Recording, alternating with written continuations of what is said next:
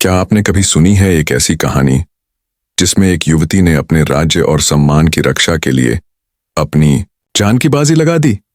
यह कहानी है रानी लक्ष्मीबाई की, जिन्होंने न केवल अपने राज्य झांसी को बचाया बल्कि ब्रिटिश साम्राज्य के सामने झुकने की बजाय उसे चुनौती दी।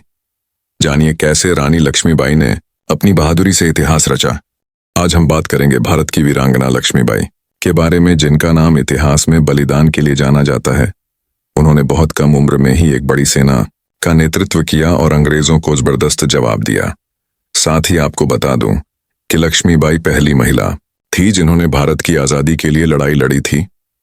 तो आज के इस वीडियो में हम रानी लक्ष्मीबाई के जीवन के बारे में जानेंगे कि कैसे लक्ष्मीबाई ने अपने राज्य झांसी को अंग्रेजों से बचाने के लिए जान की बाजी लगा दी और अपनी सेना से उनका जबरदस्त सामना किया। तो मित्रों, इस कहानी की शुरुआत होती है 19 नवंबर 1828 से, जब उत्तर प्रदेश के वाराणसी में रानी लक्ष्मीबाई का जन्म हुआ। उनके पिता का नाम मोरोपंत तांबे था और माता का नाम भागीरथी बाई था। उनके माता पिता ने रानी लक्ष्मीबाई का नाम मणिकर्णिका रखा था और भी उन्हें प्यार से मनु कहकर पुकारते थे।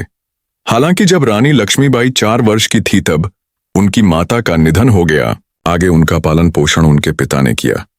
मणिकर्णिका को बचपन से ही महान लोगों और उनके अच्छे कार्यों के बारे में बताया जाता था और दूसरी लड़कियों की तुलना में उन्हें ज्यादा स्वतंत्रता दी गई थी। यही कारण था कि रानी लक्ष्मीबाई अपने बचपन के दोस्त तात्या टोपे और नाना साहेब पेशवा के साथ निशानेबाजी, घुड़सवारी और तलवारबाजी सीखती रहीं।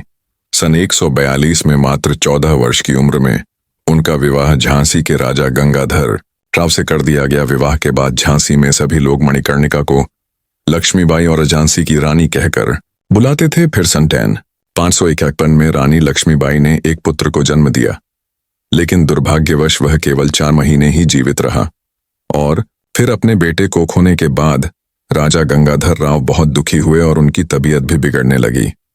हालांकि उन्होंने अपने दुख को भुलाने के लिए एक बच्चे को गोद लिया, जिसका नाम उन्होंने दामोदर राव रखा। जब राजा उस बच्चे को गोद ले रहे थे तब हजारों लोगों के साथ साथ ब्रिटिश सरकार के अधिकारी भी वहां मौजूद थे। इन अधिकारियों को राजा गंगाधर ने एक पत्र सौंपा, जिसमें लिखा था कि उनके निधन के बाद उनके द्वारा गोद लिए गए बच्चे को ही राज्य का कार्यभार सौंपा जाए और रानी लक्ष्मीबाई को जैसे सम्मान उनके जीवन में प्राप्त हुआ है, वैसा ही सम्मान उनके निधन के बाद भी मिले। राजा ने यह पत्र इसलिए दिया था क्योंकि अंग्रेजों ने उस समय ऐसा नियम बनाया हुआ था कि यदि किसी राज्य के राजा का किसी भी कारणवश निधन हो जाए और कोई संतान ना हो तो वह राज्य ब्रिटिश सरकार के अधीन हो जाएगा। और इस नियम से बचने के लिए गंगाधर ने पहले से ही तैयारी कर ली थी। शायद राजा को अपने निधन की आशंका पहले से ही हो गई थी, क्योंकि इस समारोह के थोड़े समय बाद ही गंगाधर राव का निधन हो गया। हालांकि उनके निधन के बाद अंग्रेजों ने अपना असली चेहरा दिखाना शुरू कर दिया और झांसी को अपने अधीन करने के प्रयास शुरू कर दिए। लेकिन यहाँ रानी लक्ष्मीबाई ने उनका सामना किया और झांसी को अंग्रेजों के अधीन होने से बचा लिया। हालांकि ब्रिटिश ईस्ट इंडिया कंपनी के गवर्नर ने लक्ष्मीबाई द्वारा गोद लिए गए दामोदर राव को राजा बनाने की याचिका को खारिज कर दिया।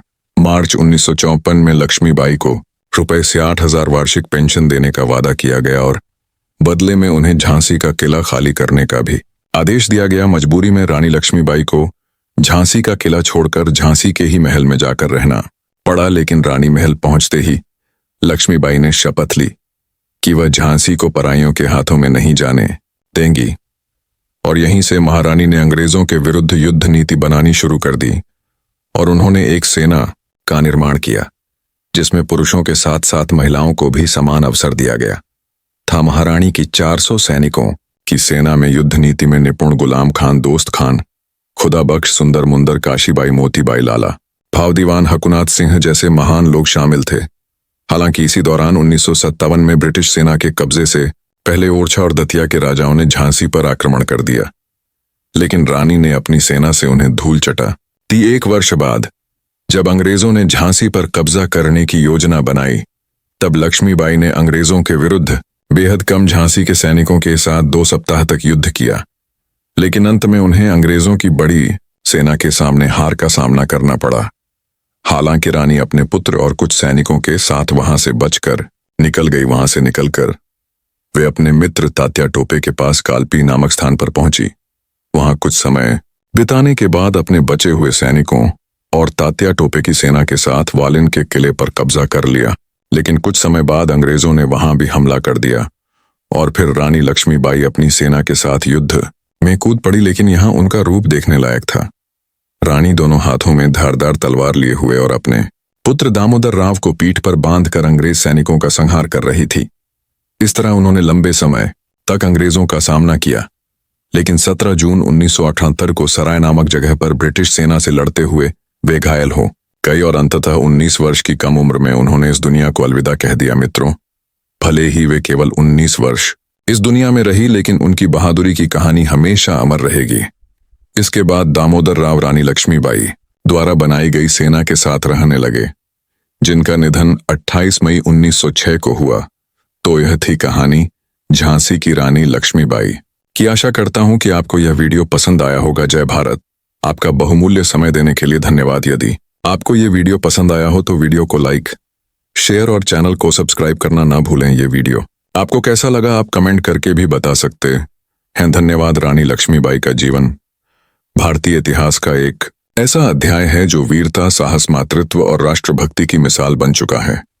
उनका जन्म 19 नवंबर 1928 को वाराणसी में हुआ था। बचपन में उनका नाम मणिकर्णिका था, लेकिन परिवार में उन्हें प्यार से मनु कहकर पुकारा जाता था।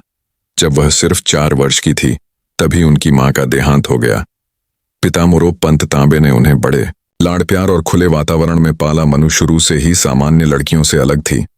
उन्हें घुड़सवारी, तलवारबाजी, धनुर्विद्या और युद्ध कौशल का प्रशिक्षण मिला। उनके मित्रों में तात्या टोपे और नाना साहेब जैसे क्रांतिकारी थे, जिनके साथ मिलकर उन्होंने स्वतंत्रता का सपना देखा और उस पर यकीन किया।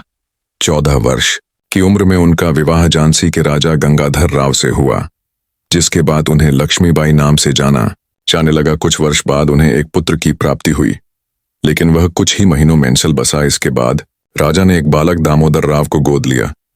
दुर्भाग्यवश जल्द ही राजा गंगाधर राव का भी निधन हो गया।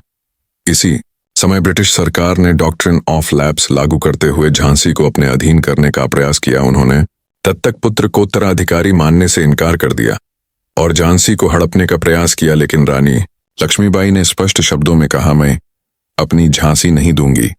यही वह वाक्य था जिसने उन्हें इतिहास में अमर कर दिया। अंग्रेजों के आदेश पर उन्होंने झांसी का किला खाली तो किया, लेकिन उनके मन में आजादी की ज्वाला और भी प्रज्वलित हो गई। उन्होंने न केवल एक संगठित सेना तैयार की, बल्कि महिलाओं को भी युद्ध के लिए प्रशिक्षित किया। उनकी सेना में गुलाम खान, सुंदर मुंदर, काशीबाई और अन्य वीर योद्धा थे। 553 की क्रांति के समय रानी ने झांसी की रक्षा के लिए अंग्रेजों से जमकर युद्ध किया। जब झांसी पर अंग्रेजों का आक्रमण हुआ तो उन्होंने 2 सप्ताह तक सीमित साधनों के बावजूद जबरदस्त प्रतिरोध किया। अंततः भारी सैनिक बल के कारण उन्हें पीछे हटना पड़ा, लेकिन वे हार नहीं मानी। अपने पुत्र को पीठ पर बांधकर दोनों हाथों में तलवार लेकर वह दुश्मनों पर टूट पड़ी। वह युद्ध करती हुई कालपी फिर ग्वालियर पहुंची, जहां तात्या टोपे के साथ उन्होंने दोबारा संग्राम छेड़ा। उन्होंने अनेक मोर्चों पर अंग्रेजों का सामना किया, लेकिन 17 जून 1868 को रहना। अगर आपको ये कहानी पसंद आई हो तो हमारे चैनल को सब्सक्राइब करें, वीडियो को लाइक और शेयर करें और हमें कमेंट करके बताएं कि आपको रानी लक्ष्मीबाई की वीरता के बारे में क्या लगता है।